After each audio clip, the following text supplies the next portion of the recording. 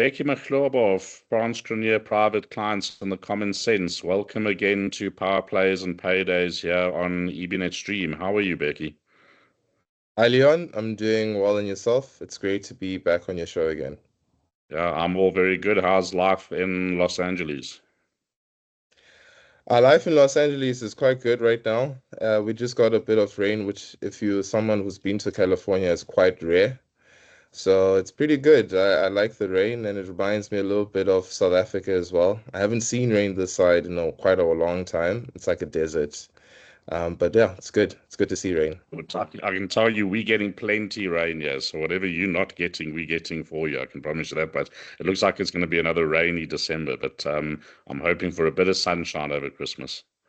Yeah. I'm also hoping for one. I'll be back home in December to see the family and to be back at the office there in Johannesburg. That's good. How is things going with the Common Sense, by the way? It's still pretty new. Is it growing, following, increasing? I often see it now on social, so it looks like there's a presence building. Oh yes, things are going quite well at the Common Sense. In terms of our YouTube views, I believe right now we are close about, in total of all of our videos, about 400,000 viewers.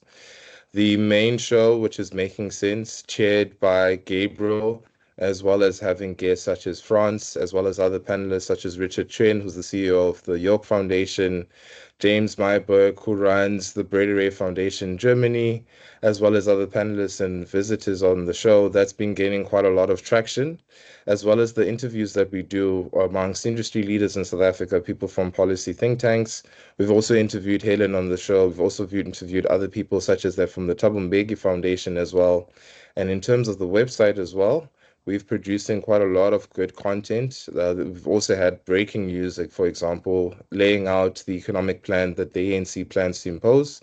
We've written some analysis on that, and we've also written some analysis, for example, on that of the budget. Okay, well, I'll put a link in the description to the website and the YouTube and LinkedIn pages because I think it's important information for our viewers as well. But you mentioned there the ANC plan for economic growth, and we had the medium-term budget speech. We, in fact, have come off a pretty positive positive couple of weeks. So how are you seeing things at the moment? How did you see the medium-term budgets, the recent upgrade that's taken place and so on as well? Yeah, so the mini budget under what's called the medium-term policy statement was a very positive budget. I think this was by far one of the most positive budgets that the country has seen in recent years. And it was positive for actually many things. This was actually a very, very good budget outline. It's just an update. So nothing pretty much happens in terms of changes in the tax laws in the country, but it's just an update from the May budget that happened in May earlier this year. And what we've seen in that budget is that the South African and the National Treasury has been consistently running a budget surplus since 2023. And that budget surplus is projected to continue to rise up until the point where in the next 3 years, thereabout, it will reach about 2% as a proportion of GDP. Now, what the primary budget surplus is, it is the difference between government expenditure minus government revenue, but without accounting for the interest that the South African government pays on its debt. That's quite significant because it means if you don't account for the interest bill, you actually are clamping down on expenditure. And what's also been interesting in this budget as well is that the government has seen a rise in government revenue, leading to a primary budget surplus. When accounting for interest payments, the deficit, which is also good news as well, it's still quite high, but it has come down quite slightly. If you look at, for example, the main budget deficit, that has come down from about negative 4.7% to negative 5%, 4.5%. If you look at the consolidated budget deficit, which is what most analysts look at, it has come down from about negative 4.8% as a proportion of GDP in May to where it currently is at negative 4.7% rather. That's in rand terms, that's about 360 billion compared to the nominal amount that the country saw in May, where it was projected to be at about 370 billion. That's quite a big move. On the debt, South Africa's debt levels for the first time is projected to stabilize below 80 as a proportion of GDP. That's quite a remarkable thing as well. And our long-standing view is that National Treasury maintains fiscal prudence. Another evidence of this, another point of evidence for this is what we've seen that we think needs to also be highlighted coming from this mini budget is the consideration of a fiscal anchor, which would lead to debt continuing to be stabilized, as well as that of the primary surplus, budget surplus, to be maintained. Now, that's quite remarkable, as what the National Treasury is telling South Africans is that we want to anchor fiscal matrix in the country so that in any point in the future, if there were to be a change in government, that government cannot widely increase the country's budget deficit as well as debt levels, which would inevitably lead to money printing and hyperinflation in the country. The most significant thing that has gained quite a lot of headlines is the announcement of the 3% inflation target. Now, although this is a monetary policy matrix that is targeted by the South African Reserve Bank, it is the responsibility of National Treasury to announce it in coordination with the SARB of this new inflation target.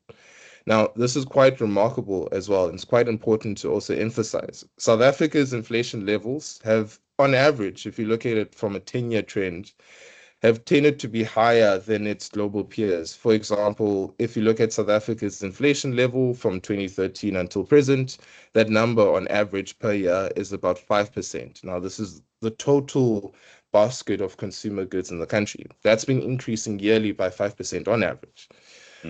Compare that to Europe, that sits at about 2.6%. Compare that to America, that's at about 2%. So if you look at these matrix, South Africa, in terms of its purchasing power and the rand, that's been losing quite a lot of value each and every year. And if you also extend that to its emerging market peers, our inflation levels have also been quite high. It's very important for households. An inflation level, which was the previous target range of about 3 to 6%, meant that prices for households would double in roughly about 16 years. This new inflation target means that prices would double in about 26 years. Very important as well, given the fact that who mostly fronts much of that increase in consumer products is that of the poorest of households in the country that pay a lot of their spending. A lot of their spending goes towards food as well as that of energy-related goods. So this was quite a fiscal prudent budget that we saw this week. And I think it's also quite positive. This is also one of the most remarkable things as well, further pointing towards optimism that we're seeing with this new government, this government of national unity. Because within this budget, what you essentially had was a minister of that of the ANC, two deputy ministers, one from that of the ANC and another from that of the DA. And all of these people worked together in order to project quite a lot of confidence coming from the budget, which was also well received by markets. And well received by the international community. So perhaps explain the S&P upgrade. Yes, so if you were to read the Common Sense this week, as well as a few weeks before that, we actually called that, given the positive moves that we've seen in South Africa, a few of them that I've mentioned. Another one is what we've seen is that if you were to look at the yields on South Africa's bonds, which is essentially a representation on the interest rate that the South African pays when it borrows money, those yields have declined to the lowest level since 2021. The rand has rallied quite a lot, as well as now with the announcement of some of the fiscal anchors and debt stabilization, is that we actually made the call that we would anticipate a credit reassessment by rating agencies. And that's exactly what happened as of last night, or for your viewers, I believe it was the early morning, in which the S&P reassessed South Africa's credit rating, where it was a negative BB, just slightly up that of a positive BB with a positive outlook. Now, what this means is that South Africa's credit outlook from the credit rating agency has improved. This means for that of international investors that save quite a lot of their money in fixed incomes, because that's the safest assets. It makes it easier for those individuals to invest that money into South African bonds, given the fiscal prudence that has been shown by National Treasury. It's another positive move. The positive outlook of the S&P is that the reasoning for this was also due to the improvement in South Africa's electricity generation. The country has seen less and less load shedding over time. This is a point that we've also made at the Common Sense, as well as that of France Conia Private Clients, that you would see an improvement in South Africa's energy outlook. There are some concerns now, which we can talk about at some point in the show, given the new IRP that has been stated by that of Eskom, which we think there's quite a lot of concerns as it tries to clamp down on fossil fuels while trying to increase renewables. Nothing wrong about renewables, but given South Africa's electricity capacity, it cannot support it at the moment. But jettison that for a second. Looking at the trends that we're seeing right now, is that we're seeing a lot of positive moves towards fiscal stabilization in the country. We're still not there yet, as the deficit is still multiple times higher than that of the growth level in the country. In fact, one of the key ingredients that the country needs to get right is on its growth outlook. Growth has been revised from May. It was revised at about 1.4%. Now it's revised about 1.2%. That's quite modest if you were to compare us to emerging markets. Extend that to the next 3 years, the National Treasury expects growth GDP to reach about 2% in the next 3 years, as they see that they'll see slight improvement in fixed investment in the country. It's still quite low. It's about half of what emerging markets are growing at. Yeah, but outside of that, we've seen a credit rating upgrade, which is good for the country. Moody's has its assessment due on the 5th of December, as well as that of Fitch the following year in the first quarter of next year as well. EBnet is proud to bring you top quality content from experts across the financial services industry in South Africa and internationally, for free. Your support helps us in doing this. All we ask is that you subscribe to our channels by clicking the subscribe button below. Share this video with others you think will benefit from it, and give us thumbs up if you are enjoying the content. That way, you help us help you. Thank you from the team at EBnet. For more great content, please visit www.ebnet.co.za.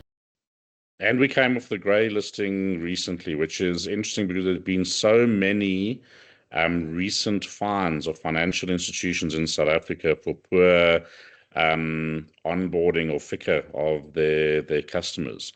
What is the implication of that on this picture as well? Oh, it essentially signals a bit more confidence in terms of the South African government, as well as that of investors essentially using South Africa's financial market. Now, another key important point which relates to the removal of South Africa's grey listing is the point that the minister touched on, and that's what we've seen as the proliferation of the illicit market in South Africa. Now, the finance minister mentioned that SARS had recorded from 2020 until present that the government, when looking at illicit tobacco industry, they define illicit tobacco or illicit goods as goods that's manufactured in the country or outside the country that does not pay taxation. Now, this is a serious concern. Think about it as like if you're a business that follows the rules and regulations of South Africa, you're a tax-paying company, you essentially are front-loaded with the sin tax or that of other regulations and taxation on your company, while you have another company that does not comply with those regulations, as well as that of the tax authorities in the country. It essentially, you are being outcompeted, and that's not fair on those businesses. And those jobs as well, they're not properly secured. And this is an important point that the finance minister has also touched on. As with these companies that is essentially, for example, the tobacco industry, there's some polling data that suggests about 60 to 70% of the tobacco industry is solely under the hands of the illicit market. 60 to 70%. That's under the hands of the illicit market compared to that of legitimate businesses that just own about 20 to 30% or about 40 to 30% of that chunk. What that means is that South Africa's law and order has been fundamentally undermined by these industries, largely due to the lack of enforcement that we've seen from 2020 until present. And the finance minister is willing to address that and has indeed addressed that in some financial aspects, which has led to South Africa to be removed from the grey listing. This is very important, as in our estimates, we've also estimated this actually before the finance minister announced this as well, and this is something that we've also had a look at, is that if you were to consider the illicit market in terms of the costs, because this is actually a cost on the fiscus, this is revenue that's not collected by the South African government, the South African fiscus loses about 85 billion rands each and every year from the illicit economy. What does that mean as a proportion of the most important line items of the budget? That's about a quarter of our interest bill that we're currently spending. That's about roughly about the same as that of the healthcare budget. And that's more than the budget that, slightly more than that of the budget that we're spending on such things such as maintaining our courts in the country, slightly less than that of what we spend on policing, as well as that of other main expenditure line items. The serious concern. And in fact, by our estimates, should the National Treasury as well as SARS manage to rail in that fiscal leakage that we're seeing, is that could actually move a significant dial on the budget deficit, where the deficit at current with this updated mini budget sits at about negative 4.7%, would actually be at about negative 3.7%. It's quite big. It's about 1% of GDP. And I think it's actually also quite good that the finance minister has highlighted this. So, it's interesting. We're sitting in a situation where there's this positive news, there's this fiscal prudence that's coming through, which I actually have always sort of viewed our Ministry of Finance in that respect. I mean, there always seems to have been some form of, what's the right word? I don't know, confidence that we have around that part of government. Yes. Very much free market based in its thinking, yet then from a government policy perspective, there's still many socialist type policies like BBBE, employment equity, and so on that are perhaps holding back that growth picture. So this new ANC growth plan, what is that all about, and how does that weigh those two sides of the coin in it? Yeah, you touched on a very important point there. Unfortunately, the National Treasury cannot move significantly the dial in the country's economic growth path. That is the responsibility of the South African government in terms of policy. Now, with the new economic plan that we've seen from the ANC, we've seen some positive green shoots. Now, it's still a long way that those things need to be implemented. One of the most significant points that it says is that it aims to reach about 3% of GDP by the year of 2030. And in order to do that, it particularly highlights a point which we've never seen before in South Africa's economic plans, policy in terms of policy making by that of the South African government. And that's actually to increase South Africa's fixed investment. And we think that's absolutely right. Currently, South Africa's fixed investment as a proportion of GDP sits at about 15%. In order for you to be a serious emerging market economy, you need to raise that level to about 25 to 30% of your respective GDP. And we know this because other emerging markets are accomplishing that, and they're growing at levels of about 4 to 5%. Now, we think the government was actually very right on nailing this point and needs to take it seriously. But in order to increase your fixed investment dial, you need to improve confidence in the country. We're seeing that with some of the fiscal measures that's being done. We're seeing that with South Africa's removal from grey listing. But if you want to take that even a notch even above that, what you therefore need to do is also be quite strong in terms of your laws that are seen as taxation on the commitment of investment into the country. That being such as the policies that you've mentioned earlier on, that being of Black economic empowerment as well as that of expropriation for compensation. Businesses have been quite clear And we're actually seeing this with the relations between South Africa and the United States, that most businesses view that as a taxation before they even commit on investment in the country, and they go to other countries. And South Africa loses out on that investment. Some of those policies are actually being challenged now, and that's actually quite good. And the dial is being moved back ever so slightly, but it needs to be removed and completely removed in order to be included in the socio-economic plan. Our concerns, though, is that what we've seen with the new energy policy that we've seen within the government, we think, firstly, much credit is deserved with the new energy minister. Well, it's not new right now because he's been in that job for quite some time right now. But from the previous CEO of Eskom, he's done quite remarkable.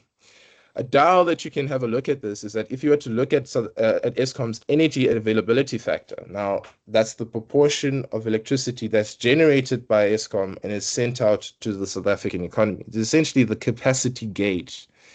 That energy availability factor went up from a low of about below 50% in 2021 to where it comfortably sits now at about 65% to about 70%. That was done by giving support, which is what the energy minister did to the coal station managers, actually giving them support to actually increase their coal production and actually burn coal at the short term in order for South Africa to see its improvement electricity generation. He gave those support, and that the support was much needed, which led to South Africa's energy outlook to improve. A concern that we have with the energy perspective of that policy is that it actually plans to clamp down on coal production while massively increasing that of renewables. There's nothing wrong with renewable energy, but we believe that given South Africa's current infrastructure, if you look at South Africa's electricity grid, for example, much of the electricity grid is centered around areas that's easily to dispatch coal. Dispatchability is very important when it comes to electricity generation in the country. And what that means is that how fast can you burn the energy that you need to burn or send it out to the South African economy?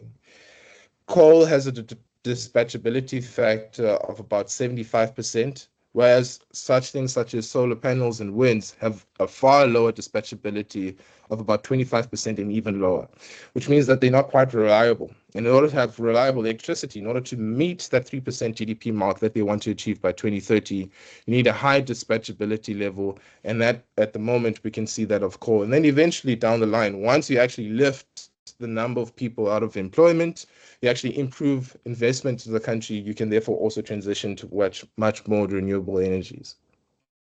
So the transition is ultimately necessary, but what about, I know that the skeptic will be sitting there saying, right, we're burning all the coal, and that's working right now, but at what point in time do these coal stations fall over because of maintenance and so on? Or is that an incorrect assumption? Because I know a lot of people have a jaundiced view in that respect. Yeah, so that's actually a very good question there, Leon. One of the things that we have assessed here is that let's take just one step from here. The energy outlook aims to increase megawatt generation in the country by over 100,000 megawatts. Currently, South Africa produces about 22,000 reliably. That requires a high level of sophistication that we've seen in countries that has a lot of skill and as well as the capacity of the state to actually achieve those numbers. South Africa at the moment does not have that. We believe that there's an easy short-term solution to actually improving South Africa's electrification, and it actually comes at a much more of a cheaper rate. And that's actually, as we've mentioned there, maintaining the coal station fleets. South Africa has enough defunct coal stations in the country that in a short period of time, you could simply maintain those stations and refit them in a very short space of time. We estimate about 2 to 3 years in order to lift South Africa's electricity, its megawatts generated in the country to where it needs to be, where the country can see growth levels being improved from where it's currently capped below 2%, reaching that of 3%, and then eventually in the next 10 years reach about 4%. So we actually think this is actually quite a feasible thing. And the outlined in the IRP is actually quite a sophisticated and very complicated plan that needs quite a lot of coordination within government, which at the moment, outside of that of National Treasury as well as that of the independence of the South African Reserve Bank, which also does deserve quite a lot of credit, and when it conducts its monetary policy. But in terms of economic policy, this needs quite a lot of coordination. And we haven't seen quite a lot of that within the government. And we think the short-term solution that's quite feasible is actually to burn coal, which has a higher dispatchability, improve maintenance on your coal stations, and then you would see an improvement in South Africa's energy outlook in the short term. So all of this lends towards job growth. Fixed investment is required. A big part of that picture is the US as a significant potential trading partner. Where are we sitting right now in terms of relationships with the US? A trade deal, they boycotting the G20. It doesn't seem to be moving forward positively. Yeah, definitely not. I think relations between South Africa and the United States have deteriorated to probably the lowest point since 1994, given if you were to see the statements that were said by President Trump. Now, to a lot of Americans actually that have asked me this question, some of them have this assumption that there's a genocide that's committed by the state on white South Africans in South Africa. Now, that's not what is happening in South Africa. What is happening in South Africa is that we have high levels of criminality. Our murder rate, as a proportion of 100,000, the number of people that's murdered per every 100,000, that's about 45. Compare that to America, that's about 7. And a lot of that is also impacted with a community that's particularly most that experience those high levels of crime levels is that of black farmers that actually farm in areas that actually don't have title deeds in the country, in rural parts of South Africa. So we have a high degree of criminality. And with Mr. Trump essentially saying that South Africa has a white genocide, is that it has allowed the South African government to deny that there's no white genocide, which is true. There's no genocide that's been committed in South Africa. But in doing that, it has also said that there's nothing else that happens outside of that, which is not true. As we're seeing high levels of criminality and lawlessness in the country. But the most important thing that we think the South African government has missed out from this opportunity is actually having a dialogue with the Americans. South Africa, what we've seen, particularly with these tariffs, has been a country that's been an outlier. China, for example, has been managing to talk with the US. India, which faced tariff levels of about 50% on its goods, is looking to reduce that, as well as many other countries that are looking to reduce their tariff levels. But South Africa has continued to be singled out. And this is the strategy that we're seeing, particularly amongst the Trump administration, is that their strategy is that for the countries that they see are acting in good faith, they're willing to reduce their tariff levels, but not only that, but to also reach agreements such as that of American investment into those respective countries, which we think South Africa could benefit quite enormously. These are some of the points that we've mentioned on your show as well. And for the South African government not to speak with the Americans has left the government to miss out on that opportunity. And the consequence of that is actually we can see this as well, with South Africa being an outlier and the Americans boycotting the G20 meeting towards the end of this month, is that we've seen other leaders, such as that of the Argentinian president, also stating that they're not going to go to the meeting. Xi Jinping, for example, is also not going to be in attendance of the meeting. And we're seeing many other key leaders not attending the meeting, which means that in terms of its significance, still an important meeting, but South Africa right here has lost that significance it could have had. Imagine what could have happened here. Had South Africa spoken to the Americans, reached a trade agreement that would have lifted South Africa's fixed investment level to achieve that growth level by 2030, we could have had quite a remarkable deal happen, and as well as that of a meeting between Americans and South Africa by the end of the month. Bheki, how is it possible that the President of the United States, who has access to the most sophisticated intelligence apparatus in the world, okay, can believe, or is it just propaganda, that there is a white genocide underway in South Africa? I just don't understand, because it's almost the points that he's making, and at the core of what he's getting to, it's right. That's the discussion that needs to happen. It's the tax on investment, all of those kind of issues. Yet we focus on this white genocide discussion, which isn't the actual discussion. And surely he realized that that's not the case with the access of info that he has. Yeah, I'm not particularly sure what exactly is the angle that he's going for by saying South Africa or the South African state is committing a white genocide in South Africa.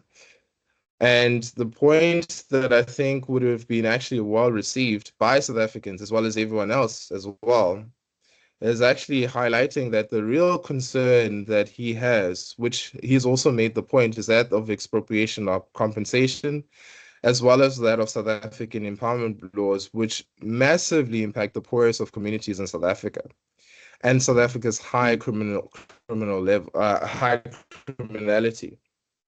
Now, I think if he did that, that would resonate quite a lot with South Africans, particularly Black South Africans, which face high levels of criminality as well as high levels of poverty levels in the country. And unfortunately, with him labeling it as a white genocide, it has allowed the government to essentially deny it, as well as deny any subsequent thing that has occurred after that. I don't think, though, that Mr. Ramaphosa has a position of strength, which is what he's trying to measure now, that anyone that misses the G20 meeting is a loser, essentially, in his words, according to the reporting that I've seen. I don't think that is the case. I don't think he has quite a strong position to hold on there, as in a position of strength right now is actually on your deliverables. Are you able to achieve trade investment deals that will allow South Africa to become a very successful nation? You have the ingredients. It's quite remarkable, the ingredients that South Africa has, as well as the caliber of people that are in the country that he could simply deploy to Washington and speak with the Americans, and also to engage on some of that, on the falsehood of that of a white genocide in South Africa. Not to say that there's no racial target in South Africa, or people being targeted for their racial categories, but in the quantum of things, it doesn't compare to the high levels of criminality that happens in the country. And I think it's such a pity, because there's a discussion that needs to be had there. There's an open dialogue that's so important. That's actually happening within South Africa itself amongst the population. But it's been clouded by the fact that the US aren't having the right conversation, in my opinion, and it's resulting in the standoff between the two rather than an actual proper discussion, understanding, and so on. But anyway, I mean, like you mentioned Ramaphosa. And Ramaphosa always polled as being the most positive aspect of the ANC. And that tide is the feel, from my perspective, has changed over time. And there's a lot more, or there's a lot of rumors going around about his resignation post the G20. Now, whether that's his resignation, which his office and close people have denied, or whether it's the ANC now getting onto the next election campaign and starting to take control. What have you heard about that? Yeah, so quite an interesting thing that we're seeing in the polling numbers, particularly surrounding that of Mr. Ramaphosa, President Ramaphosa, is that his popularity amongst the South African voting base actually sits in almost neck and neck with the ANC voter support at about 40%. Now, for someone that hears that number, it may not seem as if that's a big number, but if you were to look at popularity polls, or that of how favorable one political candidate is, that's quite a high polling number, as people that are next to him sit at about 20% and even lower within the ANC. There's no one that actually matches the popularity and the positive sort of sentiments that South Africans have, as well as ANC have, behind that of Mr. Ramaphosa. He is the person that carries the ANC support currently. Some of that has definitely been not due to the stagnation and decline of living conditions in the country, as well as that of the eating away of ANC voter support by that of the MK party, as well as other parties. But he's still the one that holds the pin on actually holding support of ANC support in the country. Without him, that pin essentially goes away and the ANC support deflates. Now, a lot of shrewd and strategic players within the ANC actually understand that without him, they are a party that sees to pull even that to the 30s and going that towards that of the 20s. And the probability of him leaving before that of 2027, we think is very unlikely. Let me not say very unlikely. I would say it's unlikely at the moment, and that he will remain the president of the party as well as that of the country, and until that, of course, he can't serve that of the third term, given that there's limitations on leadership, on the tenure of leadership in the country. But at present, given his high polling, we don't think he leaves the party, as him being behind the ANC gathers a lot of support for the ANC. Okay. we've been watching with interest the Madlanga Commission and the Parliamentary Committee, Special Parliamentary Committee, and there's a lot coming out of that, and a lot of it is quite sad to hear. But there's another part of it that I've started feeling recently as I've been watching, which gives me optimism because there's a lot of really good people who have tried to do good things despite the challenging environment that they have been part of. And I think it's great to see as white and black South Africans, there's this still togetherness of wanting to make South Africa a great place again. But there are the bad apples, and those bad apples are starting to come through, and quite clearly at this point, albeit no clear connections really to top politicians. I haven't seen any evidence presented in that regard. But how evident is all of this internationally, or like in the likes of the US? Or is everyone aware of these commissions? Are they hearing what's coming out of it? Some circles are. I can say that Washington is definitely monitoring the developments of what's happening with South Africa in terms of policing. But outside of that, the day-to-day, South Africa doesn't necessarily make the headlines here in the United States, or at least from what I've seen from my perspective. And I keep up with American news now that I live here in America for quite some time, as well as speak with a few key individuals that monitor South Africa. Those news are not really filtering out, but it is well understood that South Africa, in terms of law enforcement, is lacking in that aspect. And to a lot of them, even though they don't see the headlines, they understand quite well that they don't have that much trust in terms of policing and law enforcement in the country. I think that's fair. At the same time, it's not everyone. Yes, there's a rotten core. You can see that again, that have both the capability and the culture to want to do the job properly. That's the thing. That's just, I sort of started off watching this and thinking, whoa, we're in so much trouble when this is what's happening. But I've started feeling this other aspect to it as I've been watching, of guys that are really, really trying hard. And just to have the guts to come out and speak the truth within an environment like that, you have to take your hat off to them. No, most definitely, you have to.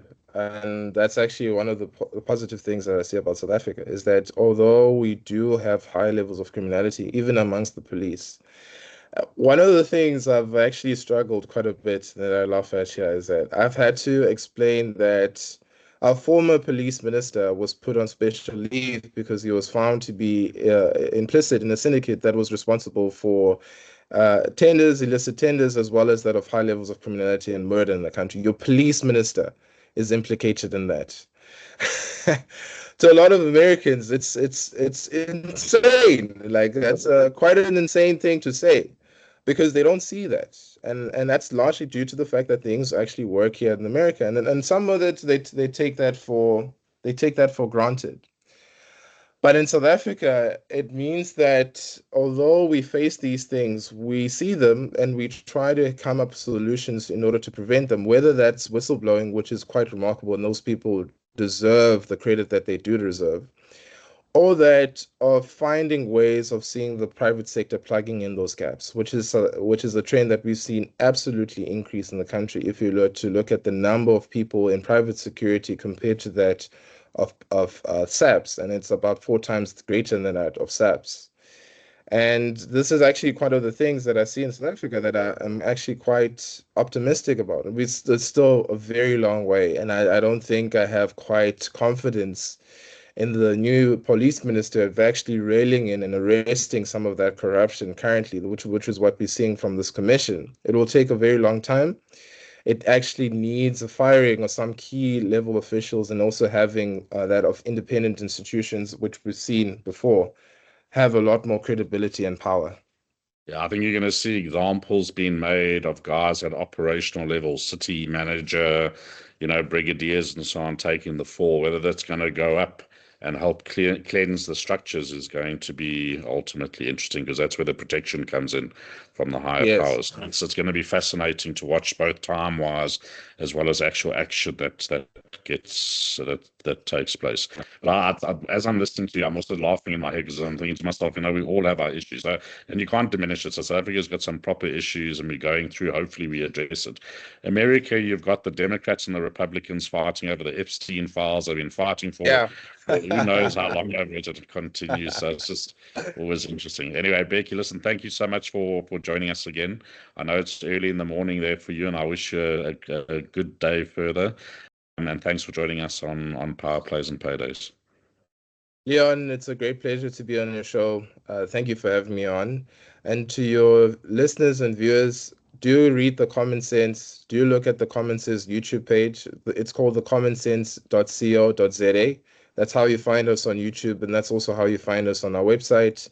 We write economic pieces, economic outlook as well, lifestyle issues that we see in the country. And some of the calls that we've made, such as that of the budget, are also made on our website. Yeah, definitely worth a read, and becoming slowly but surely, in fact, not slowly but surely, quickly but surely, my number one news source. So thanks for that. Thank you so much. All the best. Have a good day. Cheers then. Cheers.